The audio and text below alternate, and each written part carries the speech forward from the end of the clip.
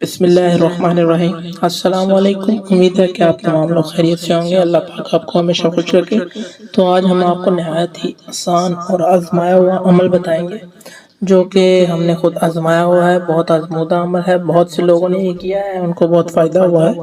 تو غصے میں کمی کے لیے وظیفہ، غصے میں کمی کے لیے خاص یہ آیت آپ نے پڑھنی ہے۔ یہ آیت ہے سورۃ العمران کی آیت نمبر 134۔ اس آیت کو آپ نے اس طرح پڑھنا ہے کہ اگر آپ کا غصہ شدید ہے اور آپ آپے سے باہر ہو جاتے ہیں تو 101 دفعہ روزانہ یہ آیت 21 دن تک چینی یا شکر پر پڑھیں، پھر اس کو چائے یا پانی میں ڈال کر پی جائیں تو انشاءاللہ آپ کو اس سے بہت زیادہ فائدہ ہوگا، آپ کے غصے میں کمی آ جائے گی۔ یہ عمل آپ کسی اور فرد کے لیے بھی کر سکتے ہیں، اس پہ اسی طرح پڑھ کے اس کو دے سکتے ہیں، انشاءاللہ آپ کا مسئلہ حل ہو جائے گا۔ یا اگر کوئی بندہ غصے والا ہے تو اس کا غصہ ختم ہو جائے گا۔